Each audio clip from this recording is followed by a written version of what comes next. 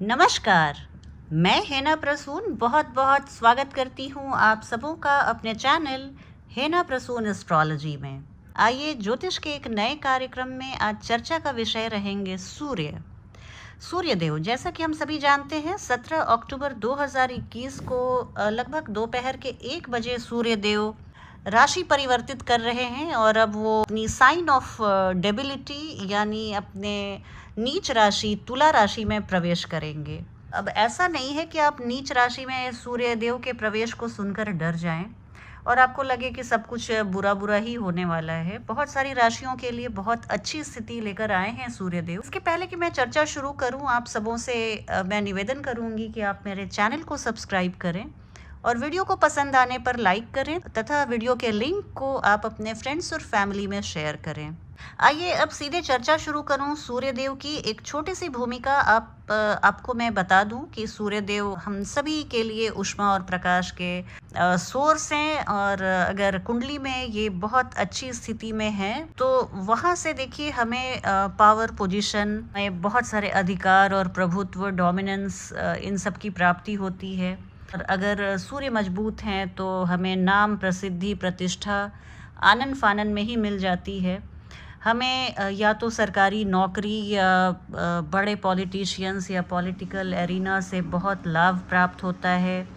उच्च रैंक वाले अधिकारियों से हमारा संबंध बनता है या तो हम खुद उच्च रैंक के अधिकारी बन जाते हैं। तो इस तरह की स्थिति होती है।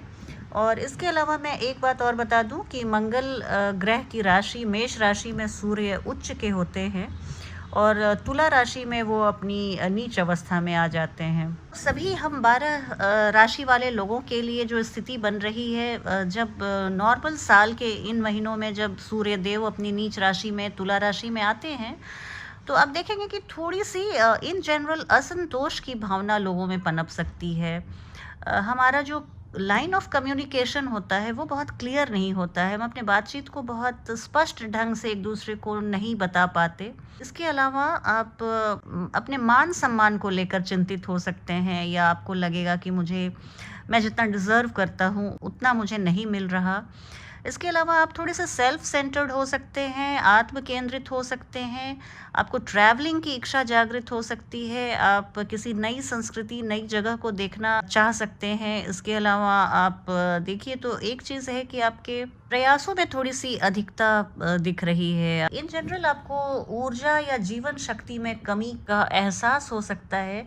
हालांकि इस नियम को आप रूल ऑफ थंब नहीं मान सकते। हर कुंडली अलग अलग होती है। हम सभी की कुंडलियों में सूर्य अलग अलग डिग्रियों में अलग अलग भावों में होंगे तो उस हिसाब से हमें अलग अलग फल मिलेगा। मैं एक बहुत मोटे तौर पे बात बता रही थी। और इसके बाद 16 नवंबर 2021 को करीब दोपहर के 12:50 पे सूर्यदेव अपनी राशि परिवर्तित करके वृश्चिक राशि में प्रवेश कर जाएंगे। आइए बात करूं मकर राशि वाले जातक और जातिकाओं के लिए सूर्य का वर्तमान में तुला राशि में गोचर क्या परिणाम लेकर आया है। तो देखिए मकर राशि वाले जातकों के लिए सूर्य आपके अष्टमेश होते हैं, 8वें घर के स्वामी होते हैं और वर्तमान में ये आपके 10वें घर जिससे हम पेशा अधिकार नाम प्रसिद्धि ये सब देखते हैं वहाँ पे गोचर कर रहे हैं। तो सूर्य का यह स्थान आपके लिए मिश्रित परिणाम ला सकता है। दशम भाव में सूर्य दिग्बली हो जाते हैं, इन्हें दिशा बल प्राप्त हो जाता है, डायरेक्शनल स्ट्रेंथ मिल जाता है। ये बहुत ही अच्छी स्थिति है और आप इस समय संपत्ति में निवेश कर सकते हैं। आप इस समय जो भी इन्वेस्टमेंट करेंगे या जिस भी तरह से आप अपने मनी को डाइवर्सिफाई करेंगे वो सब एकदम सही निशाने पे बैठेगा और आप इस अवधि के दौरान अपने पैतृक संपत्ति से भी धन प्राप्त करते हुए दिख रहे हैं। यदि आप नौकरी पेशेवर हैं और आपका या अपना व्यवसाय है तो इस समय आप कुछ कठिनाइयों से भी जूझ सकते हैं। इस मामले में बहुत प्रयास के बाद ही आपको सफलता मिलेगी। यदि आप नौकरी में हैं जॉब करते हैं तो इस समय आपके बॉस के साथ आपकी खटपट बढ़ सकती है। बॉस से संबंध अच्छे नहीं रह सकते। किसी बात पे अनबन हो सकती है। बॉस की अनावश्यक टीका टिप्पणी आपको अपने जॉब में कंसंट्रेट करने नहीं दे रही है। इस तरह की स्थिति बन सकती है। आप फिर भी इन सब बातों को अनदेखा करके अपने नौकरी पर बिल्कुल ध्यान केंद्रित करें, आपको यही सलाह दी जाती है। आपके लिए ये समय अच्छा है, आप धन कमाने के लिए बहुत ही अच्छा समय है, लेकिन धन कमाने की होड़ में आप किसी भी गलत संगति में पड़कर धन का गलत उपयोग मत करें। आप गलत संगति में पड़कर धन का गलत उपयोग ना करें, ये चेतावनी आपको देना मैं उचित समझती हूँ। आप बिल्कुल ऐसा करने से बचिएगा। मकर राशि के लोग, ऐसे भी शनि प्रधान ये राशि है और यहाँ पर सूर्य आपको नीच के सूर्य परिणाम जो देंगे, उसके लिए थोड़ी-सी सतर्कता मैं आपको बरतने को कहूँगी।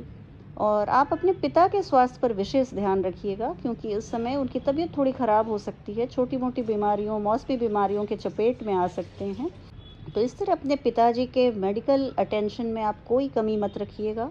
और अगर आप गवर्नमेंट एम्प्लॉइज़ हैं, गवर्नमेंट सेक्टर से जुड़े हुए हैं, तो इस समय आपको थोड़ा-सा नुकसान उठाना पड़ सकता है। और अगर आपकी मैरिड लाइफ़ की बात की जाए, तो आप थोड़े से अहंकारी बनते हुए दिख रहे हैं। ये आप मकर राशि वाले लोग बहुत संजीदा और मैच्योर होते हैं, तो आप में अहंकार बिल्कुल शोभा नहीं देगा।